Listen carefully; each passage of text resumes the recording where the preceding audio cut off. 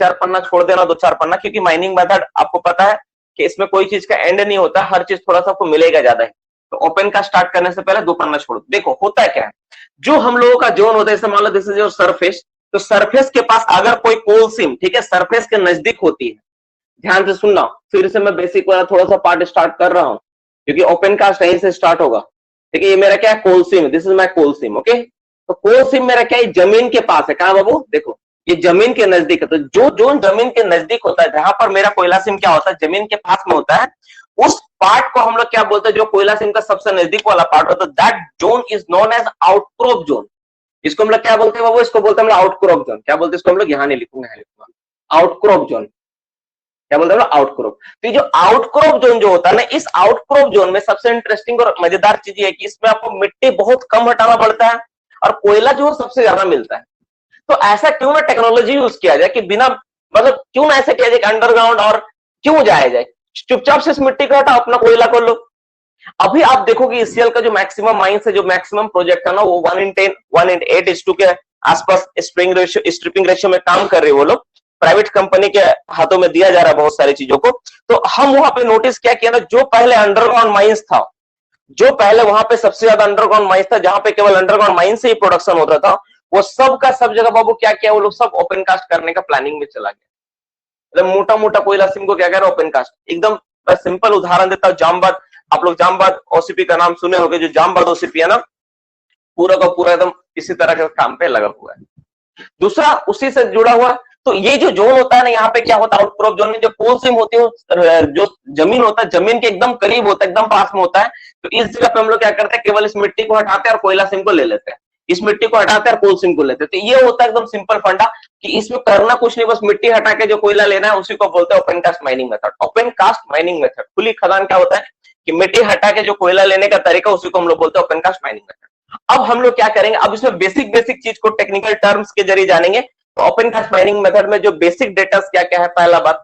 दूसरा नंबर इसमें हम लोग जानेंगे ओपन कास्ट माइनिंग मेथड में दूसरा एक टॉपिक, और इसमें हम लोग रिलेवेंट एक इंटरेस्टिंग टॉपिक लेंगे कि इसका जो बेसिक चीजें है, सारा का सारा चीज क्या है, और जहां तक पार्ट है उसको हम लोग आज कवर करने की कोशिश करेंगे जितना भी हो सकता है। Mainly open cast mining method वो लोग 3 स्टेज में कवर करेंगे। एक पार्ट करके मैं समझा देता हूं क्या है नहीं है, क्योंकि 2 चीजें मेरे पास अभी आ रहा है। एक तो सिलेबस थोड़ा सा वास्ट है और मुझे थोड़ा फास्ट कंप्लीट करना है। देखो, तो ओपन कास्ट माइनिंग मेथड हम लोग कैसे खत्म करेंगे, तो ओपन कास्ट माइनिंग मेथड में आप देखोगे तो मेनली क्या है, एक आपको बेंच के बारे में पूरा जानना पड़ेगा, व्हाट इज बेंच, बेंच क्या होता है, बेंच का डिटेल्स। दूसरा आपका होल रोड के बारे में जानना पड़ेगा, होल रोड क्या होता है। और तीसरा नंबर आपको ओपन कास्ट मशीन के बारे में जानना पड़ेगा। ठीक है, ये अगर 3 टॉपिक आपको अच्छे से क्लियर है तो ओपन कास्ट क्लियर। इसके अलावा ओपन कास्ट में कुछ होता ही नहीं, ओपन कास्ट में चौथा कुछ है ही नहीं। बस आप बेंच के बारे में जानो, होल रोड के बारे में जानो और मशीन के बारे में जानो। और एक, सॉरी माफ कीजिए, एक बहुत इंटरेस्टिंग पार्ट मेरा से मिस हो रहा है, that is the open cast drilling and blasting. Drilling and blasting, ये थोड़ा बहुत बड़ा टॉपिक है, तो इतना आप जानो आपका टॉपिक खत्म। ओपन कास्ट में 4 के अलावा और 5वां चीज कुछ है ही नहीं। तो हम लोग क्या करेंगे, हम लोग पहले बारी बारी से जानेंगे कि बेंच कैसा फॉर्मेशन होता है, बेंच क्या होता है, होल रोड क्या होता है, इन सब चीजों के बारे में बेसिकली जानेंगे। और जानते जानते हम लोग क्या करेंगे, फिर जितना देखेंगे ड्रिलिंग ब्लास्टिंग की ओर जा पाए तो ठीक है। अब मशीनरी हम लोग कुछ दिन बाद सेशंस में करेंगे, बीच में इसके मशीन करने से पहले कुछ पढ़ लेंगे। तो हम लोग मोटा मोटी ये जो अभी क्लासेस जो स्टार्ट हुई है, इसमें 1, 2 और ये 3 पार्ट को हम लोग पहले खत्म करेंगे। इसके बाद हम लोग नेक्स्ट पार्ट में हम लोग जाएंगे, नेक्स्ट पार्ट को कवर अप करेंगे। तो मोटा मोटी ये हो गया बात है। अब हम लोग क्लासेस को स्टार्ट करते और जानते। देखो, तो ओपन का जो सबसे पहले, मान लो सबसे पहले क्या होता है, देखो जैसे वो देखो, ये जैसे मान लो मेरा जमीन है, ठीक है ना, तो सबसे पहला जो कट लगाना होता है, जो सबसे पहला कट लगाया था ओपन कास्ट माइनिंग मेथड में, that is called box cut. क्या बोलते हैं उसको हम लोग, बॉक्स कट। तो नॉर्मली क्या होता है, ये जो कट आप देख रहे हो ना, बॉक्स कट, ऐसे करके आप देखें, ये कैसा दिखेगा, ऐसा दिखेगा, है ना, ये कैसा दिखेगा, जैसे मेरा जमीन ये था, इसको हम ऐसा काट के सीधा अंदर चलेगा, ऐसा हो रहा है, ऐसा हो रहा है। इसको काट के हम लोग जमीन को ऐसा करे, काट के हम लोग अंदर की ओर चले गए, ऐसे गड्ढा बना लिया, यहाँ पे इस तरह का गड्ढा बना लिया, यहाँ पे गड्ढा मेरा बन गया इस तरह से। ये इस तरह का पार्ट, तो एक जमीन को जो पहला काटे। अब यहाँ पे क्या होता है डियर स्टूडेंट, जो ऊपर का जो टॉप सॉइल होता है, दिस कॉल्ड टॉप सॉइल। ये क्या मेरा टॉप सॉइल होता है। ये जो टॉप सॉइल आप देख रहे हो ना, बहुत ज्यादा कॉस्टली होता है, पहला बात। और दूसरा नंबर बात क्या होता है, ये जो टॉप सॉइल होता है ना, ये इतना सॉफ्ट होता है ना कि इसको ड्रिलिंग ब्लास्टिंग करने का जरूरत होता ही नहीं। इसमें ड्रिलिंग ब्लास्टिंग नहीं करता, नॉर्मली सॉवेल से ही इसको मिट्टी को कोड़ कोड़ के हटा लिया जाता है और लोड करके कहीं पे अच्छा जगह, सुरक्षित जगह रखना होता है। इसको बोलते हैं ब्लैक कॉटन सॉइल। एक WCL का एग्जामिनेशन में पूछा था, क्या बोलते हैं वो, ब्लैक कॉटन सॉइल। तो जो ब्लैक कॉटन सॉइल होता है ना, इसको सुरक्षित जगह रखना ही पहले ये ड्यूटी है कि इसको सुरक्षित जगह रखा जाए। क्यों सुरक्षित जगह रखा जाए? इसलिए इसको सुरक्षित जगह रखा जाए कि जब आप रिक्लेमिनेशन करोगे, वापस जब इस जगह को भरोगे, तो जो टॉप सॉइल आपका है ना, ये सबसे टॉप में डालना है आपको, और टॉप में डालकर उसको फिर से वापस जो आपका फ्लोरा फोना, जो गाछ वृक्ष पेड़ पौधा था, उसको लगाना है इसमें। ऐसा नहीं कि इस मिट्टी को नीचे भर दी, ऊपर में पत्थर भर दी, तो बंजर जमीन बन जाएगा। क्योंकि धरती का जो ऊपर का मिट्टी है ना, वही उपजाऊ है, बाद बाकी उपजाऊ नहीं होता है। जो ऊपर का 1 से 2 मीटर 3 मीटर तक मिट्टी है ना, वही उपजाऊ होता है। तो उस मिट्टी को आपको संभाल के रखना पड़ेगा कहीं पे। ये गवर्नमेंट का ये रूल में नियम है। ऐसे करके आप बेंच बनाए। अब इसके बाद क्या होगा देखो, अब मान लो आप डिसाइड किए कि मेरा दोनों तरफ चलेगा, किधर किधर चलेगा, इधर भी चलेगा इधर भी वर्किंग चलेगा, तो कैसे क्या करना हो देखो। आप फिर क्या करोगे, यहाँ पे ड्रिलिंग ब्लास्टिंग करोगे इस तरह से, आप होल लगाए, ठीक है, और ये वाला तो ऐसे ही काट के हटा दोगे आप। अब दिमाग लगाया, ऐसे काट के हटा दोगे, ये जो पार्ट आप ऐसे ही काट के हटा दोगे ऐसा वाला, और ये वाला ड्रिलिंग ब्लास्टिंग होगा करना होगा। तो नेक्स्ट टाइम जो आपका बेंच फॉर्मेशन होगा डियर स्टूडेंट्स, नेक्स्ट टाइम आपका बेंच बनेगा वो कुछ इस तरह से बनेगा। आप मिट्टी को हटा लिए वाला, ये मिट्टी हट गया और ये मिट्टी हट गया, तो जैसे आप इसको हटाओगे ना, तो आपका बेंच कुछ इस तरह दिखने लगेगा। मोटा मोटी आपका बेंच कैसा दिखने लगेगा, वो कुछ इस तरह से आपका बेंच बन जाएगा। नेक्स्ट ये मिट्टी हटाई, ये मिट्टी ऊपर वाला तो हटा लिया टॉप सॉइल, और ये वाला आप हटाए, तो इस तरह से आपका बेंच बनेगा। देखो ये वाला इस तरह दिखेगा आपका ओपन का, मतलब ये आप कहां देख रहे हो, इसको हॉरिजॉन्टल व्यू, सॉरी माफ करना, हाँ, इसको आप कैसे देख रहे हो, आप इसको हॉरिजॉन्टल व्यू देख रहे हो, वर्टिकल नहीं देख रहे। आप इसको कैसे देख रहे हो बाबू, इसको हॉरिजॉन्टल व्यू देख रहे हो, सामने से इसको देख रहे हो ओपन कास्ट। फिर अगर मान लो नेक्स्ट स्टेप में आपको करना पड़ा, तो नेक्स्ट स्टेप में ये मिट्टी को तो आप ऐसा नॉर्मली हटा सकते हो, लेकिन इसमें आपको ड्रिलिंग ब्लास्टिंग करना होगा, है ना।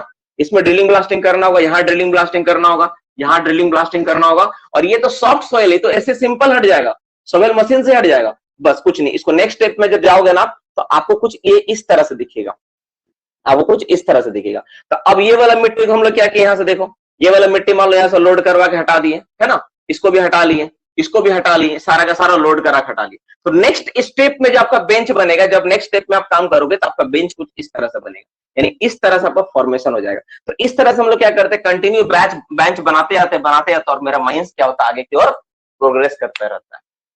आपका जो ओपन कास्ट माइंस है ना, ओपन कास्ट जो माइंस देखते हो ना, तो नॉर्मली क्या करते हैं, इस तरह से बेंचेस आगे बनाते जाते हैं हम लोग आगे। मान लो सपोज ये वाला मेरा कोयला था, सपोज यहीं पर मेरा कोयला आ गया, कोयला मेरा मिल गया, अब इसका कोयला में ड्रिलिंग ब्लास्टिंग करेंगे, लेंगे। अब कोयला इधर भी मेरा है, तो कुछ नहीं करना है, फिर यहाँ पर होगा, इसके नीचे फिर एक बेंच बनाएंगे, इसको थोड़ा सा और आगे बढ़ाएंगे, फिर आगे इसमें ड्रिलिंग इसको हटाएंगे, फिर इसको यहाँ पे बनाएंगे, फिर उसको यहाँ पर बनाएंगे, और यहाँ पर नीचे वाला कोयला को लेंगे, ये वाला हट जाएगा। ऐसा देखो, ऐसा दिखेगा देखने में कुछ, है कि नहीं, ये कुछ कैसा दिखेगा वो, ये ऐसा कुछ दिखेगा, देखो ऐसा दिखेगा, देखो इस तरह से दिखेगा। मैं थोड़ा सा ब्लैक कलर से मार्किंग करता हूं ताकि आपको देखने में सुविधा हो। देखो ऐसा दिखेगा, है ना, ये कुछ ऐसा दिखने लगेगा। तो ये जो बेंच आप देख रहे हैं ना, तो इसमें टेक्निकल चीजें क्या क्या है, देखो ये कोल का, अब ये कौन सा बेंच हो गया, ये मेरा कोयला का बेंच हो गया। और ये सब जो ओबी, जैसे ये ओबी है ना, ओबी है, तो ये मेरा ओबी का बेंच कहलाएगा, ओबी बेंच, है ना। और ये सब कोल है, तो ये मेरा क्या कहलाएगा, coal bench, this is coal bench. बस यही अंतर है, यही है मोटा मोटी बात है। तो इस तरह से हम लोग क्या करते हैं, बेंच फॉर्मेशन करता है। बेंच, बाबू देखो आज का क्लास क्या है ना, एकदम बेसिक क्लास है, एकदम थोड़ा समझ लेना। आज हम लोग बेसिक डिस्कशन कर रहे हैं। तो हम लोग क्या किए, केवल ड्रिलिंग ब्लास्टिंग कर करके मिट्टी को हटा हटा के हम लोग क्या बेंच बनाए। ये जो बेंच सबको हम लोग बना के गए, एक बेंच, दो बेंच, तीन बेंच, चार बेंच कर बनाए, ठीक है। तो इस तरह से हम लोग बेंच बना के कर रहे हैं। तो ये बेसिक इंफॉर्मेशन हो गई कि बेंच कैसे बनता है, किस तरह से मिट्टी हटाते हैं। अब ये जो बेंच हट रहा है, इसके लिए अलग अलग मशीनरी लगा हुआ है, कहीं सोबेल लगा हुआ है, कहीं डंपर, जो भी आपके पास सुविधा है, जिस मशीन का उस मशीन को लगा आप काम कर रहे हो, है कि नहीं। अब सुविधा नहीं तो मैनुअली काम करो, आप जैसा आपके पास जो क्षमता उस हिसाब से काम करो, कोई रोका थोड़ी ना आपको काम करने से कि मैनुअली नहीं कर सकते। अब हम लोग बात करेंगे जो बेंच बना, इस बेंच में क्या क्या टेक्निकल चीजें होती है। ये जो बेंच हमको दिख रहा है, इस बेंच में क्या क्या चीज दिखता है, तो हम लेकर करके जो बेंचेस में जो चीजें होती है ना, उसको हम लोग सारा का सारा ब्यौरा के रूप में हम लोग देखेंगे, डिटेल्स में जानेंगे कि उस बेंच में क्या क्या चीजें होती है, ठीक है। अब हम लोग मोटा मोटी एक परफेक्ट डायग्राम बनाएंगे और उसमें देखेंगे कि बेंच में क्या क्या चीजें होती है, ठीक है। देखो ध्यान से इसको नोट करके आप लोगों को यहां सब चीज लिखना पड़ेगा डियर स्टूडेंट्स, यहां से कोई राहत नहीं। देखो ये, ठीक है, फटाफट देखो। मैं क्या करके डायग्राम बना के सब चीज का एक्सप्लेन कर दे रहा हूं।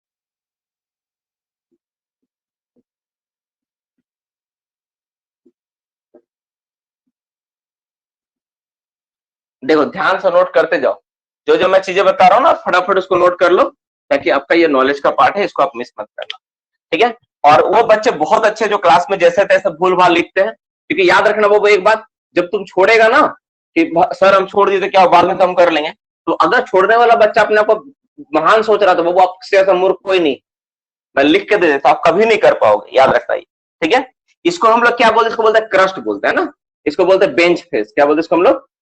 बेंच का फेस, इसको फेस बोलते हैं, फेस ऑफ द बेंच। इसको क्या बोलते हैं हम लोग?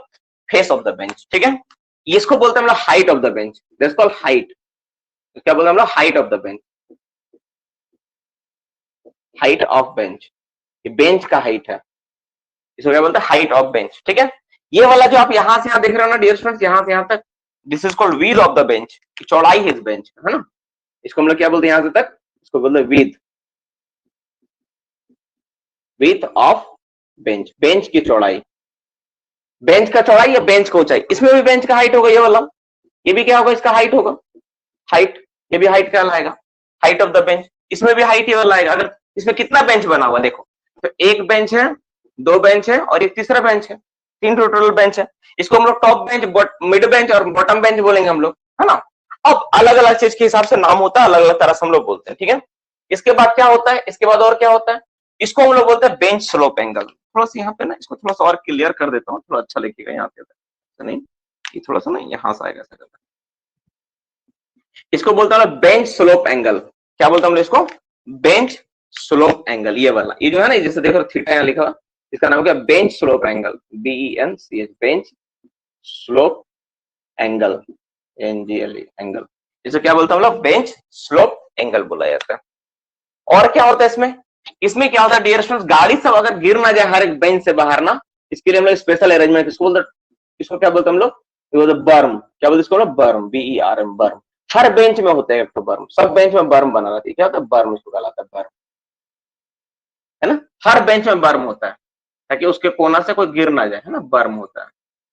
इफ डोंट, ऐसा मत सोचना कि एक ही बेंच में बर्म होता है, बर्म सब बेंच में होता है। ठीक है, और क्या होता है? बेंच एंगल हो गया। ठीक है,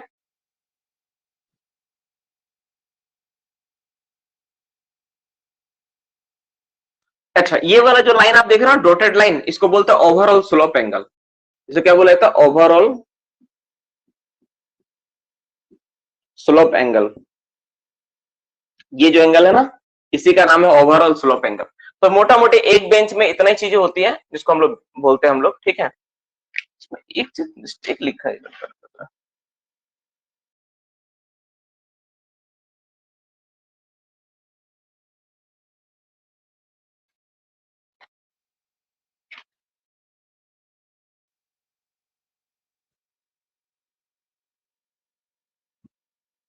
हो गया, इसको लिख लो आप लोग।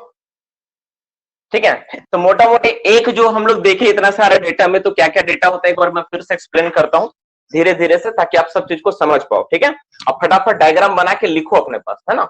डायग्राम बना के लिखना बहुत जरूरी है। धीरे धीरे डायग्राम बनाओ, कोई दिक्कत नहीं, आराम से बनाओ, इसको लिखो।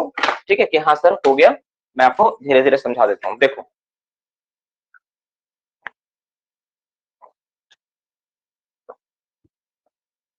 अभी पता है, अभी हम घर से आए अपना 7:40-50 के आसपास, उसी ट्रेन से आए। अभी कुछ बच्चे लोग आए थे सीएल में, तो कुछ बच्चों से मुलाकात हुआ जिनका रिजल्ट हुआ है।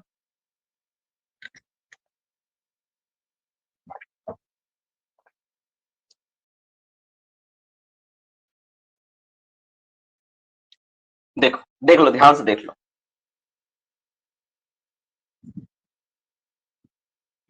ठीक है, अब एक बार करके मैं फिर से एक्सप्लेन कर, देखो जैसे ये आप देख रहे हो ना बाबू, यहां से यहां तक, दिस इज कॉल्ड बेंच। यहाँ पे क्या होता है? मशीनरी, डंपर वगैरह, ऑपरेशंस वगैरह इसमें होता है, इसी में हम लोग करते हैं। ठीक है, अब देखो, अब क्या क्या चीजें मैं क्या समझाता हूँ। जैसे ये बेंच 1 हो गया, बेंच 2 हो गया, बेंच 3, तीन दो बेंच है, तीन दो। नॉर्मली इसको टॉप बेंच, मिडल बेंच और बॉटम बेंच ऐसे बोल सकते हो, आपका सुविधा अनुसार नाम होता है। ठीक है, तो नॉर्मली क्या होता है, अक्सर दिखाया था दो बेंच के बाद तीसरा या चौथा बेंच होता है, पोल का बेंच होता है। अगर मान लो ये ओबी का बेंच, जिसका नाम होगा ओबी बेंच, है ना, ये भी ओबी है तो ओबी बेंच, अगर कोयला का बेंच है तो पोल बेंच नाम होगा। ऐसे करके नाम देते हैं अपना हिसाब से लोग, सुविधा अनुसार, जिसका जैसे माइंड में वैसे ही नाम देते हैं। ठीक है, अब ये जैसे मान लो ये बॉटम में जो सेकंड बेंच है ना, सेकंड बेंच, इस बेंच का, ठीक है, इस बेंच, फर्स्ट बेंच का जो टॉप मोस्ट पॉइंट होता है, ये जो डिस्टेंस दिख रहा है, वर्टिकल डिस्टेंस, ठीक है, इसी को हम लोग क्या बोलते हैं? इसको बोलते हैं हाइट ऑफ द बेंच। इसको क्या बोलते हैं हम लोग? Height of the bench. जैसे इसका हाइट ही है, इसका हाइट ही है, ये हो गया हाइट ऑफ द बेंच, और ये होता है इसका चौड़ाई, विड्थ ऑफ द बेंच, है ना, इसको क्या बोलते हैं हम लोग, विड्थ ऑफ द बेंच, ठीक है, विड्थ ऑफ द बेंच बोला जाता है। बाबू 1 मिनट हमको दे दो, ये जो नोट्स में ना थोड़ा सा हमको डाउट लग रहा है, लड़का जो लिखा है ना, 1 सेकंड हमको दे दो, एक मेरा नोटबुक है ना उसमें थोड़ा चेक कर लेता हूँ कि हाँ ये बच्चा जो नया नोटबुक है ना इसमें थोड़ा भूल दिया है क्या, ये 1 मिनट हमको दे दो सिर्फ, रुक जाओ, एक डेटा में ना थोड़ा सा हमको भूल लग रहा है, वो लिखा गलत है, उसका डेटा वहां वो नहीं होना चाहिए। अरे यार कहाँ चला गया कष्ट,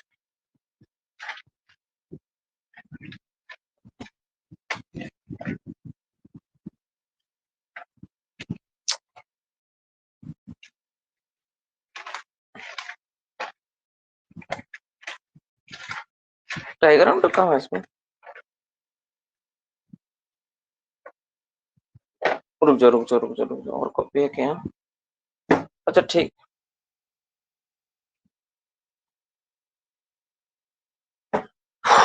बाहर से आया ना इसलिए मिल रहा नहीं, ठीक है चलो बाद में देख लेंगे। तो ये हो गया, इसके बाद ये बेंच विड्थ हो गया, इसको क्या बोलते हैं, स्लोप एंगल। जैसे हर एक बेंच का ना एक नेचुरल एंगल ऑफ स्लोप होगा, तो उसको बोलेंगे स्लोप। जैसे मान लो डियर स्टूडेंट्स, जैसे देखो ये आपका एक बेंच है, तो उस बेंच का ना एक एंगल पे उसको रखना पड़ेगा, है ना, उस एंगल पे उसको टिका के रखना पड़ेगा, उससे ज्यादा रखोगे तो वो क्या होगा कि स्लोप करके टूट सकता है ना, टूट के जा सकता है।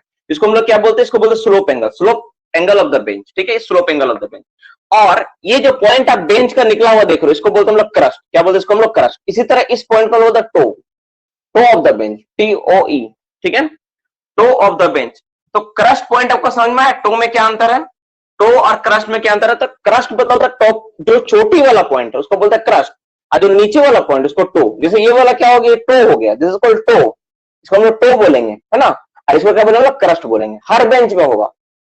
क्रस्ट मतलब जो चोटी वाला पॉइंट होता है, और टो मतलब जो बॉटम वाला पॉइंट होता है, ठीक है। अब यहाँ पे देखो, यहाँ पे एक चीज स्पेशली तुमको दिख रहा होगा डियर स्टूडेंट्स, ये ऐसा अरेंजमेंट, ये जो अरेंजमेंट है इसको बोलते हैं बर्म। बर्म क्यों बोलते हैं, ये बर्म क्या है, बर्म चीज होता है, मान लो कोई मशीनरी यहाँ चल रहा है और अचानक से कहीं कहीं गिर ना जाए, तो साइड में प्रोटेक्ट करने के लिए हम लोग क्या करते हैं, बर्म बना देते हैं। तो बर्म क्या होता है ना, वो जो मटेरियल, जो ओपन कास्ट का जो मटेरियल जो होता है ना, ओबी वाला जो प्लास्टिंग करने के बाद जो ओबी बनता है, उसी को हम लोग क्या करते हैं ना, बेंच के कोना कोना वाला रख देते हैं, तो उससे क्या होता है, मेरा बर्म का फॉर्मेशन हो जाता है, बर्म इस तरह रहता है, ठीक है। और नेक्स्ट क्या होता है इसके बाद, देखो जो टॉप मोस्ट बेंच का क्रस्ट है, तो ऊपर वाला बेंच का क्रस्ट पॉइंट ये है, और बॉटम मोस्ट बेंच का जो टो पॉइंट है ये, तो बॉटम मोस्ट बेंच का टो कौन सा, ये वाला टो है इसका। तो इन दोनों को मिलाओ, इन दोनों को मिलाने के बाद जो रेखा बनेगी ना, इसी को हम लोग बोलते हैं ओवरऑल स्लोप एंगल। इसको क्या बोलते हैं, इस लाइन को बोलते हैं ओवरऑल स्लोप एंगल। तो हमेशा एक बात याद रखना, जो ओवरऑल स्लोप एंगल का मान होगा ना, वो बेंच का स्लोप एंगल से कम होगा, है ना, क्या होगा, ओवरऑल स्लोप एंगल का जो मान होगा बेंच एंगल से कम होगा, ठीक है। ओवरऑल का मान जो होगा ना, ओवरऑल का मान कम होगा, किससे, बेंच एंगल से, ठीक है।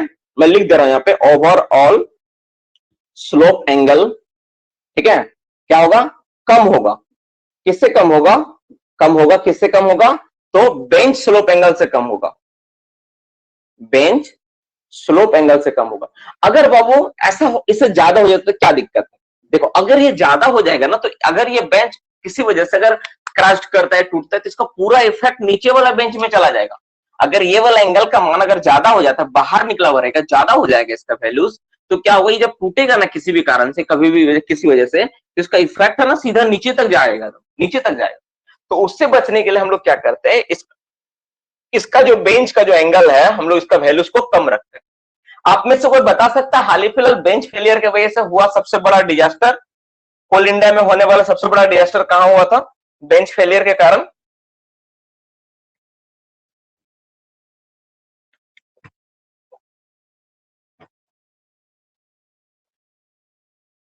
Very good.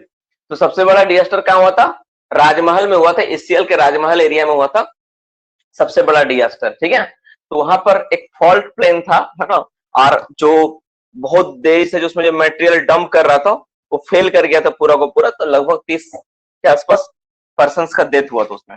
तो मोटा मोटी ये आपको समझ में आ गया कि क्या क्या पॉइंट है। देखो फिर से मैं बता रहा हूँ, ये वाला क्या हो गया, बर्म हो गया, एक क्रस्ट पॉइंट हो गया, ये बेंच का फेस हो गया, इसको टो, इसको हाईवाल भी बोलते हैं, जिसको एक्चुअली बेंच का फेस और हाईवाल में मेरा थोड़ा, हाईवाल जिसको बोलते हैं तो कंफर्म है ना, जिसको हाईवाल, पर बेंच का फेस मेरे हिसाब से ये वाला है ना, मेरा नोट में लेकिन ये लिखा हुआ, पता नहीं ऐसे क्यों लिख दिया वो लड़का, इसको मैं चेक कर लूं एक बार। इसको हाईवाल ही बोलते हैं, इसको क्या बोलते हैं, हाईवाल। हाई वॉल बोला है, तो ये जो है ना, ये जो देख रहे हैं आप उसको हाई वॉल बोलते हैं हम लोग।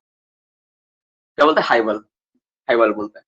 और ये वाला जो होता है ना, इसको फेस बोला जाता है, पर पता नहीं इसमें थोड़ा सा बेंच का फेस इसको लिखा हुआ है, इसको मैं चेक कर लूंगा, अभी मैं इसको चेंज नहीं कर सकता, डेटा में लिखा हुआ है, लिखित डेटा, इसको बदल नहीं सकता हम लोग, ठीक है, इसको रहने देते हैं, बाद में इसको चेंज करेंगे।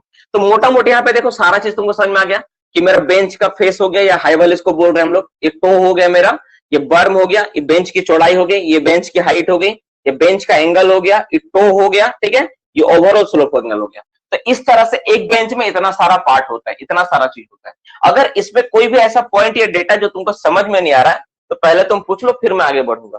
क्या सर ये पॉइंट हमको थोड़ा बता दीजिए कि ये पॉइंट क्या है, फिर मैं अपना टॉपिक को आगे बढ़ाऊंगा, आगे की ओर लेके जाऊंगा, नहीं तो पहले मैं इसी को समझाऊंगा। देख लो फटाफट कि हाँ ऐसा कोई पॉइंट है जो आपको नहीं समझ में आया। हाईवल, हाँ बता दीजिए, ठीक बता देते। ओवरऑल स्लोप कैसे होगा सर? मैं बता, दो पॉइंट है, तो हाईवल ओवरऑल स्लोप।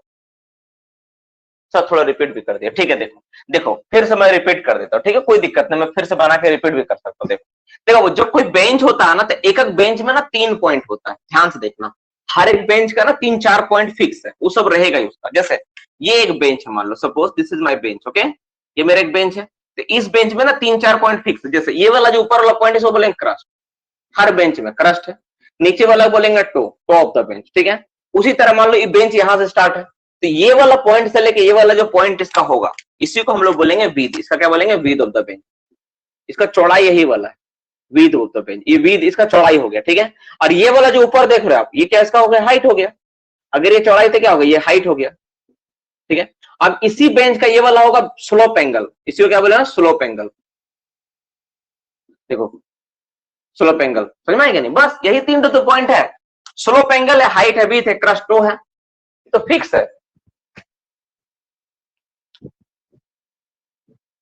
बर्म और पैरापेट वॉल पे हम लोग बाद में चर्चा करें, पैरापेट वॉल और बर्म क्या होता है, पहले बर्म के बारे में जान लो। देख ये जैसे देख रहे हो ना, यहाँ पे क्या होता है, बर्म हम लोग बनाते हैं। देखो जैसे वो मान लो कि आपको कोई मशीनरी यहाँ चल रहा है, सपोज मान लो एक सोवेल मशीनरी है, सोवेल मशीनरी जो यहाँ पे काम कर रहा है, तो इस सोवेल मशीनरी मान लो काम करते करते अचानक किसी किसी कारण से गिर ना जाए, कुछ घटना ना घटे, इससे हम लोग क्या करेंगे? तो मेरे पास ऑप्शन क्या है? मेरे पास ऑप्शन में क्या है कि हम लोग यहाँ पे एक ऐसा फॉर्मेशन कर सकते हैं ताकि मशीनरी इधर ना गिरे, है ना। कोई डंपर चल रहा है तो डंपर इधर ना गिरे, ठीक है। तो ये वाला चीज है। तो अब देखो ये वाला हो गया स्लोप एंगल। अब ओवरऑल स्लोप एंगल समझा देता हूं। देखो ओवरऑल स्लोप एंगल मतलब क्या होता है, देखो ये बात बोला गया है, क्या बोला गया है? जैसे मान लो ये मेरा बेंचेस है ना, तो बेंच का जो वैल्यू होगा हमेशा वो ओवरऑल स्लोप एंगल से उसका मान क्या होगा? हमेशा कम होगा। अगर ये ज्यादा हो जाएगा, देखो अगर ये वाला ज्यादा होगा, सपोज मैं दूसरा डायग्राम बनाता हूँ, देखो इसमें मैं ज्यादा कर देता हूँ, ये ज्यादा बना देता हूँ, ठीक है। इसमें मैं क्या करता हूँ? ज्यादा बना देता हूँ, है ना, ज्यादा बना देता हूँ।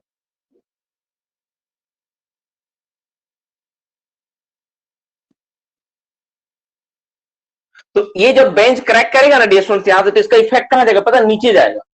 आप इसको अगर ज्यादा बना दोगे, इसको आप ज्यादा बना के रख दोगे ऐसे करके, तो इसका जो इफेक्ट होगा ना, क्या होगा? बेंच के अंदर नहीं रहने से इसका इफेक्ट क्या होगा? इस बेंच को क्रॉस करते हुए सीधा यहाँ जाएगा, अगर ये क्रैश करता है तो। अब सवाल है सर क्रैक क्यों करे? देखो बाबू देखो, ये सारी चीजें ना, यहाँ तुम लोग कोई रूप बोल्टिंग तो नहीं करते ना, कोई सपोर्ट होता है, और ये तो रॉक से बना हुआ चीज है। तो बहुत बार क्या होता है ना, साइड बेंच का मतलब आपका जैसे जूलॉजिकल, जैसे मान लो नेचुरल, ये नेचुरल इफेक्ट की वजह से, लाइक सनलाइट हो गया, बारिश हो गया, इन सब चीजों के कारण कैसे क्रैक्स और दरार बन जाते हैं, ठीक है, डे बाय डे। और इसमें एक लोड तो अपना है ही, तो किसी ना किसी वजह से ना टूटता फूटता रहता है नॉर्मली। तो जब ये टूटेगा ना, तो इसका इफेक्ट क्या नीचे तक चला जाएगा। अगर आपका ओवरऑल स्लोप एंगल का मान जो है बेंच एंगल से, मान लो ये बेंच एंगल है मेरा अल्फा, ठीक है, और ओवरऑल स्लोप एंगल है बीटा, तो always alpha is greater than beta. Alpha का मान हमेशा बीटा ज्यादा होगा, ये याद रखना, ठीक है ना। बेंच एंगल का मान ओवरऑल स्लोप एंगल से ज्यादा होगा। अगर स्लोप एंगल का मान ज्यादा हो गया तो क्या होगा? ये टूटेगा तो सीधा नीचे तक इफेक्ट जाएगा। तो इससे हमको बचाना है, इसका इफेक्ट नहीं रोक देना है, तो टूटे तो ही तक जाए, कोई दिक्कत नहीं होगा, नुकसान कम होगा। तो इसके लिए हमको ये वाला बेंच को बढ़ा करके रखना पड़ेगा, और ये जो एंगल जो है ना ओवरऑल स्लोप एंगल हमेशा कम रखना पड़ेगा। तो ये चीज ध्यान में रखना, इस तरह से काम होता है। विवेक राजमहल वाला जो इंसिडेंट हुआ था ना, उसका जो कोर्ट ऑफ इंक्वायरी का जो पेपर है ना, डीजीएमएस कुछ दिन पहले ही वेबसाइट पे डाला है, उसको हम स्टडी कर रहे हैं। मोटा मोटी 15-20 पन्ना पढ़े, ज्यादा नहीं पढ़े, 20-25 पन्ना के आसपास पढ़े, फिर मौका नहीं मिल पाया दोबारा। कुछ दिन पहले ही मैं उसको देखा हूँ, उसको पढ़ूंगा पूरा डिटेल्स में, फिर मैं बता पाऊंगा एग्जैक्टली क्या क्या हुआ था। ठीक है, तो इस तरह से काम होता है। आशीष देखो, जैसे ओवरऑल स्लोप एंगल मतलब टॉप मोस्ट बेंच का क्रस्ट और बॉटम मोस्ट बेंच का टो, इसको मिलाने से जो लाइन से बनेगा उसको बोले हम लोग ओवरऑल स्लोप एंगल। और बेंच एंगल मतलब जो बेंच का हर एक एंगल है, हर एक बेंच का एंगल होगा। तो ये जो ओवरऑल एंगल है ना, हमेशा बेंच का एंगल से कम होना चाहिए। देखो इस बेंच का एंगल कौन सा होगा, इस बेंच का एंगल ये वाला होगा, और ओवरऑल स्लोप एंगल ये वाला है। तो हमेशा ओवरऑल स्लोप एंगल बेंच से कम होना चाहिए। अगर ये वाला ज्यादा हो जाएगा तो टूटेगा तो सीधा नीचे तक जाएगा इफेक्ट, बस इतना समझ, यही होगा। अगर ये बेंच फेल करेगा सीधा नीचे तक चला जाएगा टूट के मटेरियल लुढ़कते हुए। तो लुढ़कने से टूटने से बचाने के लिए हम लोग क्या करेंगे कि जो ओवरऑल स्लोप एंगल है उसका मान बेंच एंगल से कम रखना पड़ेगा ताकि इफेक्ट तक ना जाए। यही तरह हम लोग काम करते हैं, इसी तरह से हम लोग चलाते हैं। ठीक है, तो मोटा मोटी बात आपको यहाँ पे समझ में आ गया होगा कि क्या है। ठीक है, अब इसमें आप चाहोगे तो एक एक करके डेफिनेशन, सर एक एक करके डेफिनेशन लिखा दीजिए। इसमें मेनली देखो ज्यादा तो इस ओपन कास्ट माइनिंग मेथड में तो वर्किंग बोल के ज्यादा तो कुछ होता नहीं है, क्या सर बहुत ज्यादा वर्किंग का ये पार्ट है बहुत टफ, ऐसा कुछ नहीं है। हम लोग का छोटा छोटा डेफिनेशन का पार्ट है। अगर आप चाहोगे कि सर डेफिनेशन लिखवा दीजिए कुछ कुछ चीजों का, तो मैं लिखा सकता हूँ कि हाँ इसका डेफिनेशन में ये लिख लो, इसका डेफिनेशन में ये लिख लो। ठीक है, कम से कम ओवरऑल जो स्लोप एंगल है ना उसके बारे में तो लिख के लिख लो। ठीक है, इसको लिख लो, दो चार तो कम से कम लिख के रखो। ठीक है, ताकि आपका क्या हो कि फ्यूचर में काम आए।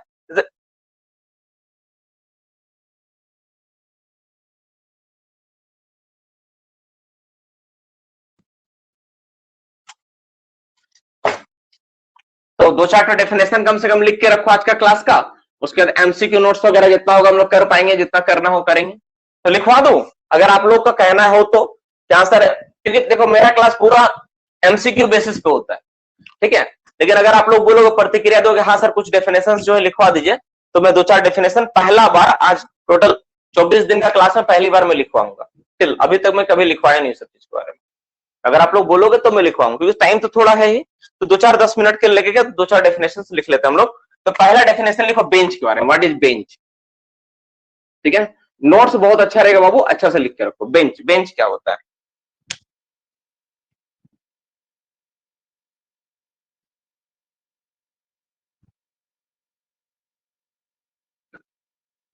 मेरे पास जो डेफिनेशन मिला उसी को लिखते हैं। लिखो, ऐसा ऐसा एक्सपोज्ड रॉक,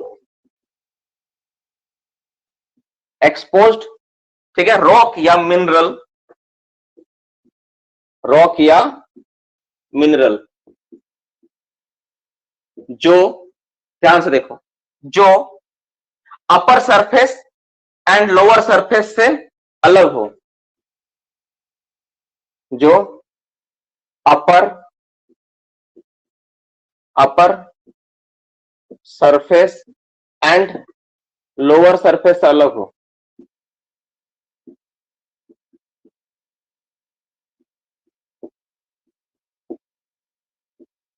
उसे बेंच कहता है।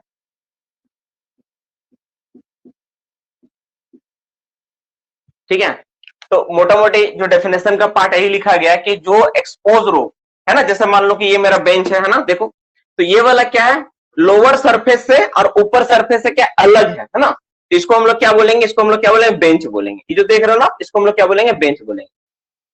अपर सरफेस और लोअर सरफेस से अलग किया हुआ पार्ट को हम लोग क्या बोलते हैं, बेंच कहते हैं। तो कोई भी हो सकता है। इसके बाद यहाँ सेकंड बेंच होगा, ये वाला अपर सरफेस का लोअर सरफेस अलग किया जा रहा है, उसको हम लोग क्या बोलेंगे, बेंच बोलेंगे, है ना। तो वो भी क्या, एक्सपोज्ड रॉक, रॉक एक्सपोज होना चाहिए, खुला हुआ रॉक होना चाहिए। तो नॉर्मली ये बेंच हो गया। ठीक है, दूसरा बेंच हाइट वगैरह में मैं नहीं जाऊंगा कि बेंच हाइट क्या होता है, डेप्थ क्या होता है। नॉर्मल जो मेन मेन पॉइंट है ना उस पर लिखवाऊंगा। ठीक है,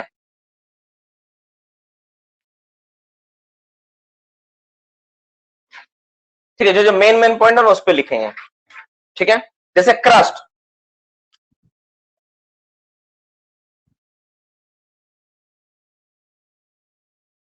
क्रस्ट के बारे में लिखो, टो के बारे में लिखो, क्रस्ट एंड टो क्या होता है।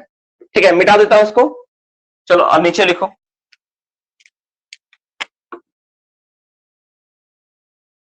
Crust and toe, crest and toe क्या होता है लिखो। किसी भी बेंच का,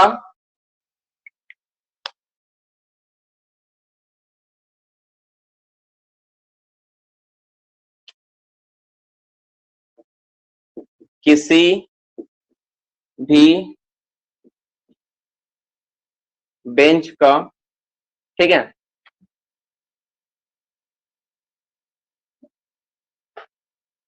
का top, CORNNER, top corner point, top corner point को, टॉप कॉर्नर पॉइंट को crust, crust and bottom corner point को टो कहते हैं।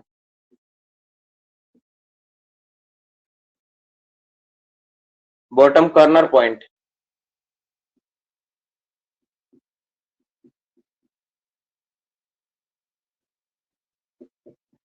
अब इसमें एक चीज पूछा जाता है कि ओवरऑल स्लोप एंगल क्या होता है। तो देखो कोई भी जैसे बेंच है मान लो, है ना, तो इसका जो टॉप कॉर्नर पॉइंट ये है और बॉटम कॉर्नर पॉइंट ये है, तो ये दोनों को, इसको बोलते हैं, ऊपर वाला को बोलेंगे क्या, ऊपर वाले को बोलेंगे क्रस्ट और नीचे वाला क्या बोलेंगे, टो, बस ये अंतर होता है।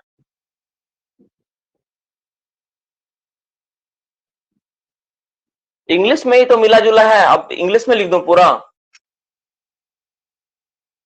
ऐसे लिखो ना, the top corner point of any bench is known as crest and the bottom corner point of any bench is known as toe, बस यही हो गया मोटा मोटी।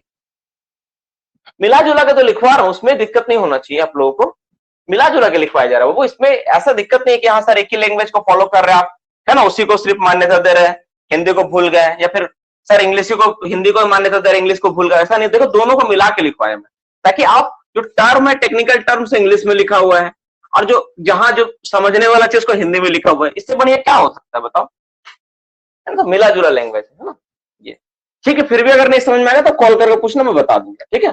देखो अब हम लोग लास्ट एक और डेफिनेशन लिखेंगे लास्ट इसी का, उसके बाद हम लोग कुछ नहीं लिखेंगे इसी में, ओवरऑल स्लोप एंगल, ये सवाल पूछा जाता है, ठीक है, ओवरऑल स्लोप एंगल। अब इसके बाद भी आपको जगह जानना, ओवरऑल स्लोप एंगल के बाद भी अगर आपको कुछ जानना है तो आप जगह छोड़ के रखना, मैं आपको मैसेज कर दूंगा या भेज दूंगा, मुझे इसमें डेफिनेशन लिखाने में एकदम इंटरेस्ट नहीं है, ठीक है, मैं भेज दूंगा आपको, जो इसका है ना कॉपी फोटो खींच के मैं भेज दूंगा, आप लोग लिख लेना आराम से, ठीक है, रात में थोड़ा सा टाइम निकाल के आराम से लिख लेना।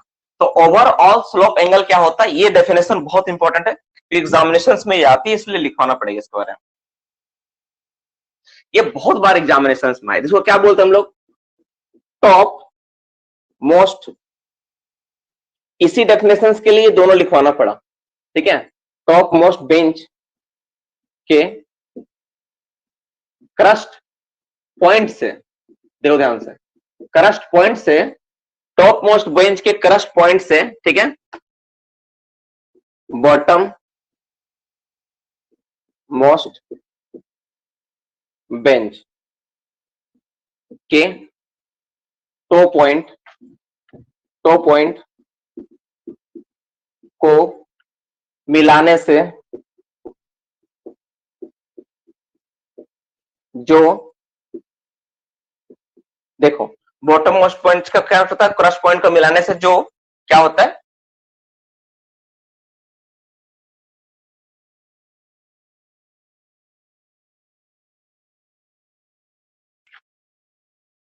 जो एंगल बनता है, डायरेक्टली देता, जो एंगल बनता है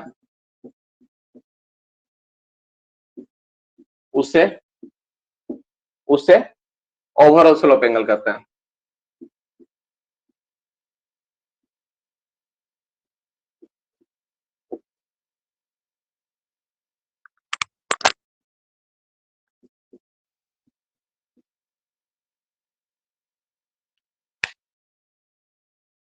बस इसमें एक वर्ड लिख सकते हैं, यहाँ पे एक मेंशन कर सकते हैं मिलाने से, ठीक है, हॉरिजेंटल लाइन के साथ जो एंगल बनता है, यहाँ पे एक वर्ड मेंशन कर सकते हैं, क्या पता है, हॉरिजेंटल लाइन, हॉरिजेंटल लाइन के साथ, लाइन के साथ एक वर्ड यहाँ मिसिंग है, यहाँ लिख सकते हो, हॉरिजेंटल लाइन के साथ जो एंगल बनता है उसको हम लोग क्या बोलते हैं, उसी, देखो यहाँ पे एक लाइन नहीं मिसिंग है, हॉरिजेंटल लाइन के साथ जो एंगल बनता है उसे ओवरऑल स्लोप एंगल कहते हैं, क्योंकि ये थोड़ा सा कंफ्यूजिंग पॉइंट लग रहा है कि जैसे किसके साथ बनेगा वो, इधर या इधर, तो हॉरिजेंटल लाइन के साथ जो बनेगा उसी को हम लोग क्या बोलेंगे, उसी को हम लोग बोलेंगे ओवरऑल स्लोप एंगल। देखो मोटा मोटे, देखो हम लोग थ्योरी एग्जाम तो नहीं दे रहे डियर स्टूडेंट्स, ये बात तो हम सबको पता है, लेकिन क्या है कि तर्क और कुतर्क दो चीजें होती है ना, तो एक डेफिनेशन परफेक्ट आने के लिए उसमें बहुत सारा बात को ध्यान में रखना पड़ेगा। देखो जब मेरा 2-3 तो बेंच है ना, तो उसमें क्या होता है कि जो ओवरऑल स्लप एंगल होता है, ये डेफिनेशन में इसलिए भी इंपॉर्टेंट है क्योंकि कुछ घटना जो घटी है इसका इफेक्ट यहाँ पे देखने को मिलता है, वहां पे बहुत सारा बार इस तरह का पॉइंट मिलेगा। तो ओवरऑल स्लोप एंगल होता है जैसे टॉप मोस्ट बेंच का क्रस्ट और बॉटम मोस्ट बेंच का टो, इन दोनों को मिलाए तो जो लाइन बना किसके साथ, हॉरिजॉन्टल लाइन के साथ जो बनेगा एंगल, इसी एंगल को क्या बोलते हैं, इसी को बोलते हैं ओवरऑल स्लोप एंगल। बस यही बात बोला गया है ना। देखो टॉप मोस्ट बेंच का क्रस्ट पॉइंट, तो टॉप मोस्ट बेंच का क्रस्ट पॉइंट ये हो गया, से बॉटम मोस्ट बेंच का हॉरिजॉन्टल, बॉटम मोस्ट बेंच का टो पॉइंट, तो बॉटम मोस्ट बेंच का पॉइंट ये हो गया, टो पॉइंट ये हो गया, दोनों को मिलाएं, ठीक है। मिलाने से जो हॉरिजॉन्टल लाइन के साथ जो एंगल बना, तो हॉरिजॉन्टल लाइन ये है, इसके साथ जो एंगल बना ये वाला, इसी एंगल को हम लोग क्या बोलते हैं, उसी एंगल को बोलते हैं ओवरऑल स्लोप एंगल, ठीक है। ओवरऑल स्लोप एंगल बोलते हैं। और इसका जो मान होगा हमेशा किससे कम होगा, इसका मान हमेशा बेंच एंगल से कम रहेगा। एक लाइन इसमें लिख लो, इसका मान, इसका मान, ठीक है, बेंच एंगल से कम होता है। बस ये इतना लिख लो, बस इतना ही इंफॉर्मेशन काफी है आप लोगों के लिए मोटा मोटी इस पॉइंट में जो सवाल आपसे पूछा जा सकता है। और 2-4 चीज के लिए जगह छोड़ के रखो ताकि अभी मैं जब भेजूंगा तो आप उसको लिख पाओ, क्योंकि देखो बाबू हम लोग टाइम वेस्ट तो नहीं कर पाएंगे यहाँ पे, क्योंकि हम लोग यहाँ पे कुछ डेटा और कुछ इंफॉर्मेशन सीखने के लिए आए हैं, तो हम लोग यहाँ पे समय तो बर्बाद नहीं करेंगे, ठीक है ना। तो फटाफट आप लिख लो इसके बारे में, फिर हम लोग एमसीक्यू नोट्स पे जाएंगे, एमसीक्यू नोट्स लिखेंगे इसके बारे में और कुछ बेसिक चीजों को जानेंगे ताकि मेरा जो डेटा इंफॉर्मेशन है ठीक ठाक क्लियर चलता रहे।